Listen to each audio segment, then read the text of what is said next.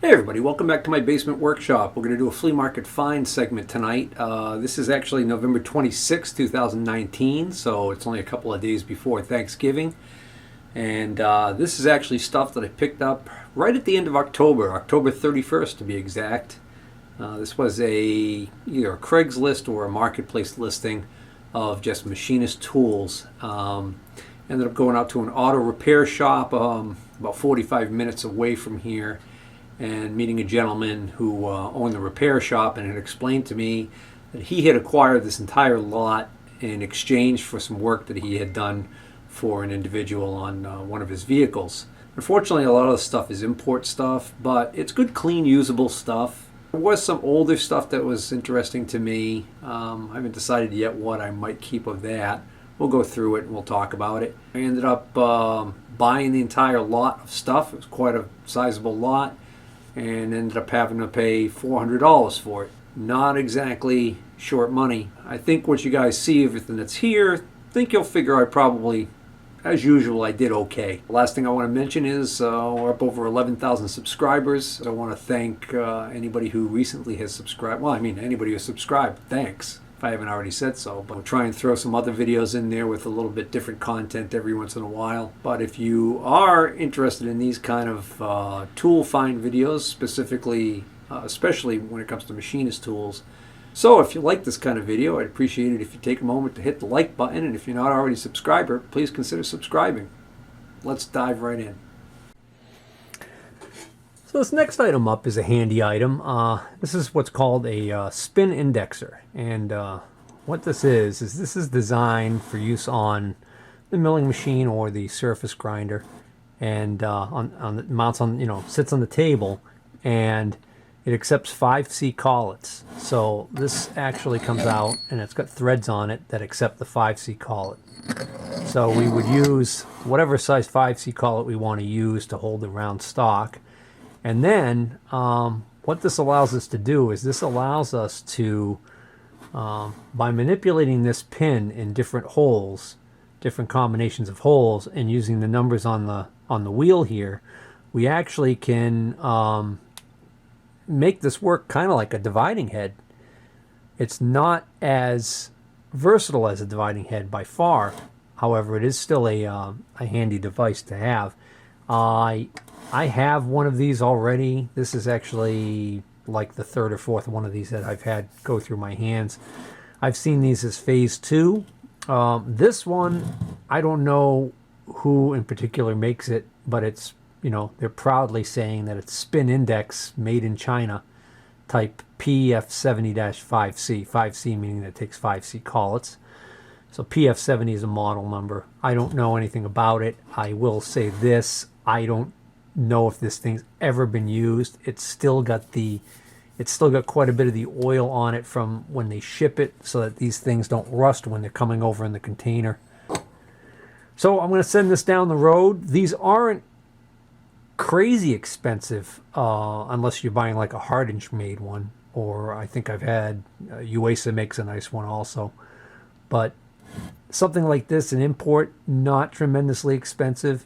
If you just got yourself a Bridgeport milling machine and you're thinking about, well, what's something that I could use that's not too expensive, not going to break the bank, this would be definitely something to consider.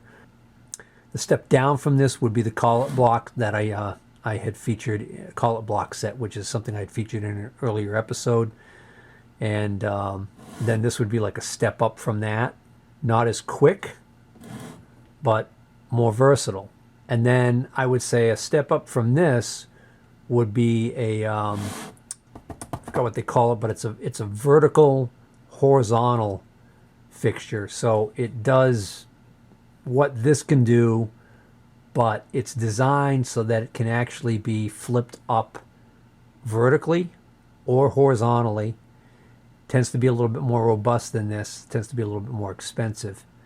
Next up are these three items here. Let's start with this right here. This is a set of fly cutters. I don't see any markings on them. They have what appears to be a very strong, cheap import look to them.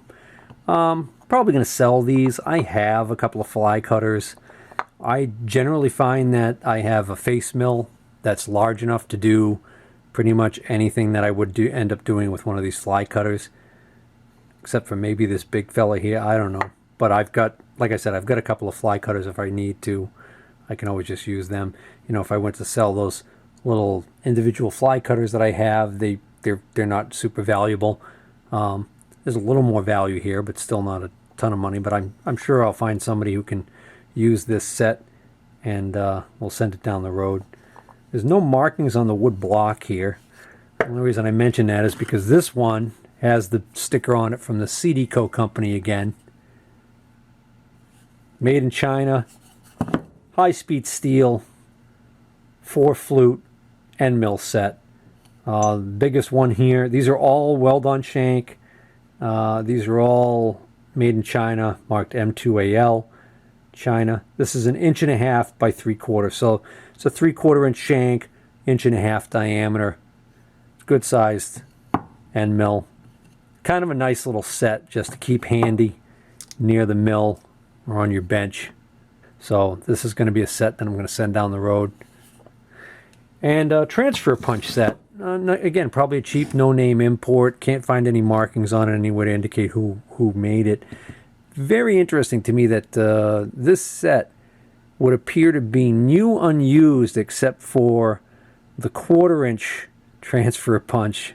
Somebody really needed that 1/4 inch quite a bit, because that's got quite a bit of wear on the tip. Just the tip. And actually, it looks like maybe the 15/64 was taken out a few times. The rest of them look brand new, like they've never been struck. Next up, we've got this set right here. This is a set of parallels.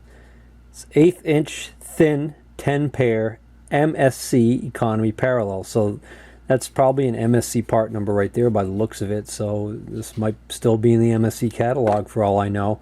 And I'll tell you this, the fact that it's out of the MSC catalog tells me that somebody probably paid a lot more for this than they would have if they had just gone and bought it off of like eBay or something like that. They're actually in really nice shape, really clean. They're actually still sticking together from the light film of oil. Again, that light film of oil that they put on there to keep everything from corroding. There's a little bit of crud on this one. I'm thinking that might even be that there might have been a piece of anti-corrosive paper or something that was in contact with that at some point. But the business edges are really nice. So I got plenty of parallels, so I'll end up sending this set down the road. You know, again, not tremendously expensive. Definitely a very handy item to have, though, for use in your vise on your milling machine, or drill press for that matter. Let's see what we got here. This is funny. This is a box that I didn't even open when I was there to see what was in it. Oh, okay. Spot face cutters. That's a nice little set. Again, you know, I have quite a few of these cutters, but I wonder if I have all of these sizes. This might be something I might entertain the idea of keeping. So what these are kind of like end mills, but they have a pilot head, so to speak, up here. And what these are for, these are designed to follow the size hole that this fits in, and then basically cut out a recessed pocket at the top for the head of an Allen, a socket-headed screw. Okay, there's your typical socket-headed screw, right? And say you want to use these screws to hold something in place, and you want the head to be flush with the surface or recessed down in. So you would just drill your hole for the diameter, the major diameter of the threads here, and then you would put one of these in, and you would be able to plunge mill right into that material deep enough to hide this head. Kind of an oversimplistic explanation, huh? Oh well. Deal with it. Another set looks straight out of Chinesium. This one is a 404-5826 corner rounding bit set. Oh, okay. So this is basically, this is going to give you round over capability, give you a radius on your edge. And again, nice little set, just regular high-speed steel, import. But what's nice is, you know, it's really complete. You've got pretty much every size you could probably ever need in most home shops. And it's in great shape. Now we got a little bit of old here. We got, this is the magnetic base indicator holder, the Lufkin Mighty Mite. I've had a few of these come through my hands over the years. I've never ever found one with the original Lufkin Mighty Mite box. That's why the box is in rough shape, I'm sure. Anyways. So what's nice about it is that it's got the original box, and also can't get much more complete than this, I don't think. Now, what's interesting to me is in a previous video I talked about the fact that I have come across more than one of these that have had these little bars installed across the magnets, and the bars act to neutralize the magnetic field. This one has the bars in the box, but it also has a little plate that was on here to do the same thing. So that, I found that interesting because I'm easily amused. It's kind of hard to see it, but it does have the Lufkin Mighty Mite logo on there, which is the horseshoe magnet. So, nice little set. Definitely going to sell this. I've got, I sold off almost all of my Mighty Mites, and I think there was a Brown and Sharp version of this too.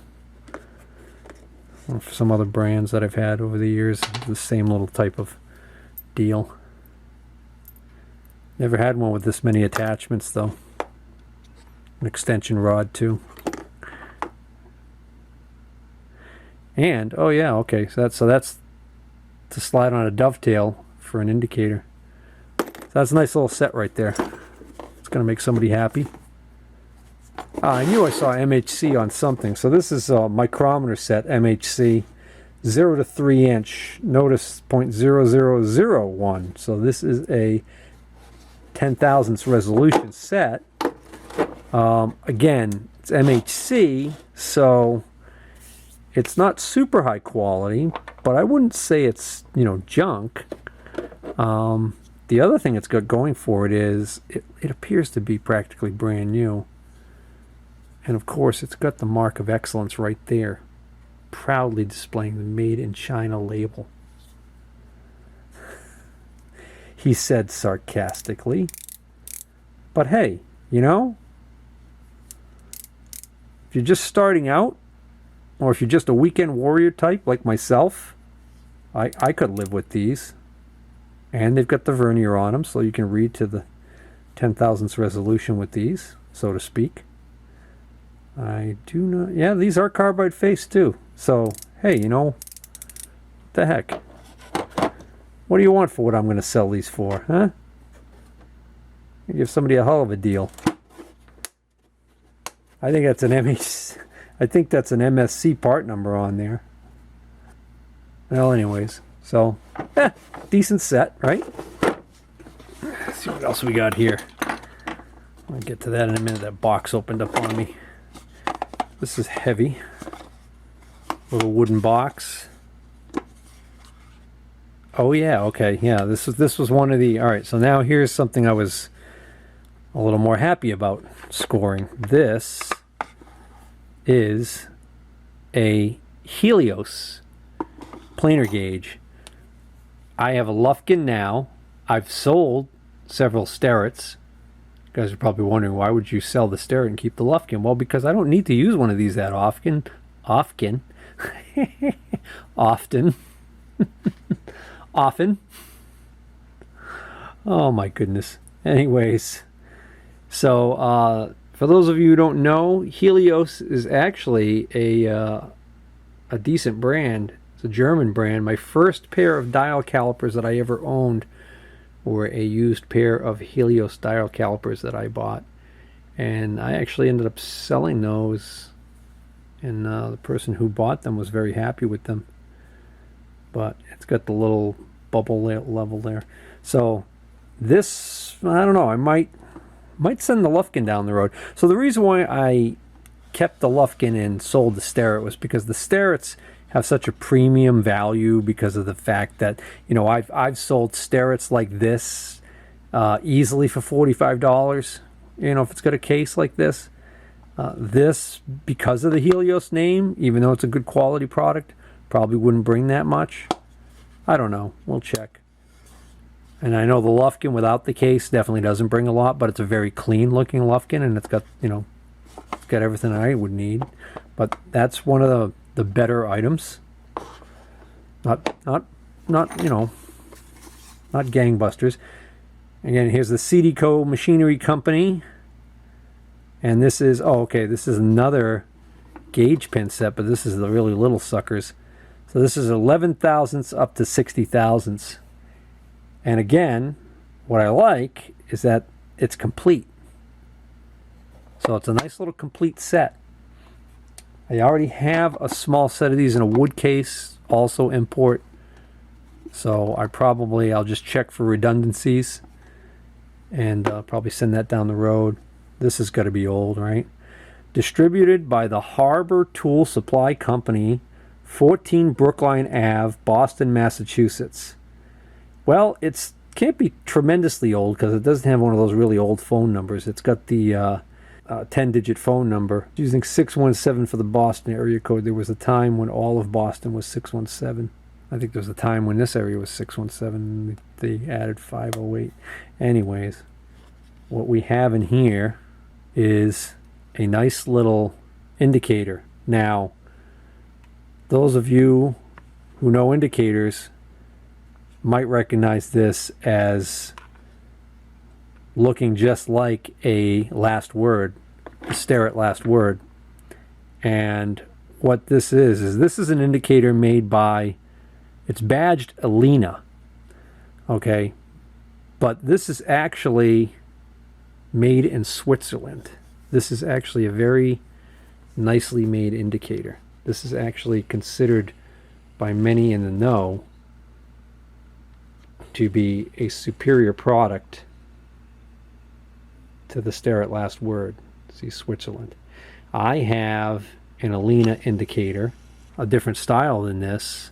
It says Alina on the dial like this one, but on the side it actually says Compac, C-O-M-P-A-C, Geneva, Switzerland. And Compac is also a high-end, good quality indicator. This thing's working perfectly. So this is going to be one of those things where unfortunately it's not going to have as much value as it should in my mind, because it's actually a very good quality indicator. And you know, it's one of those things where the Starrett name just has such cachet. But that's actually a nice little indicator. I don't need it, so I'll be able to resell it. And hopefully I'll find somebody who's going to appreciate that as much as I think it deserves. This is an early, is it a Starrett? Yeah, this is an early Starrett inside micrometer set. You can tell it's early because it's got the, you know, that velvet jewelry quality case. There's the head. Well, I actually don't know what the part number is of this particular set because there's, you know, other than being marked Starrett. And there's a decent assortment of rods here. I don't know if they're all here or not. It's a problem with these older sets. So I would say this is not a complete set because it should be in 1-inch increments, and we've got a gap here. So is there one in there? No. So I'm guessing there should be one really short that goes in here. Probably went in this location right here. I think there's at least one rod missing here. I don't know. You know, it's funny, I just recently came across a lot of stuff that included some random rods for depth micrometers for inside. And this is actually, by the looks of it, it's a perfect match for this Starrett set. The problem is it's for a much larger set, so it actually won't even fit in this box. But I'll probably keep those together, and I'll just offer this extra rod I have to go with this, since I'm pretty sure it's going to fit that head perfectly. You know what we need is a little bit of cleanup on there. There's a little bit of surface rust on that. Again, gonna be a cheap, nice little inside micrometer set, partial set for somebody. Speaking of, this might be a last word. Yeah, last word. Universal test indicator. This is the most unusual last word I've ever come across because of the box. Every last word indicator I have ever acquired that had the case was in a red case. This one's in a black case, so I don't know if that indicates that this is a much earlier set or what. But here is the little sweetheart that so many people love. Has become such a popular indicator over the years. And this one's just, it's just the slightest bit sticky. Looks like it's in pretty good shape. So now the question is this, what resolution is this one? This is a, oh, this is a honey for the money here. This is a number 711. This is the 0.0005. So this is a half thousandths model. Makes it a little bit nicer than some of the other ones. In this very old case, like I said. Interesting. And right behind it, I have the more typical case that you tend to find last words in. And we have another one. So I've been sold out of last words for a while now, except for I think I kept one for myself that's in almost brand new, pristine condition. And the funny thing is, I don't even care for the last word. I know it's kind of sacrilegious, right? But I mean, that little Alina I was just showing you, I like that better. And quite frankly, I have an Alina DTI that has a larger face on it that I like even better. And then, of course, the Interrapids. So, compact, I got, you know, those of you who have been with me for a while now, you've seen my indicators. For a while there, they were really out of control. I finally got around to selling, at least the drop indicators. I went through most of those and sold off a bunch.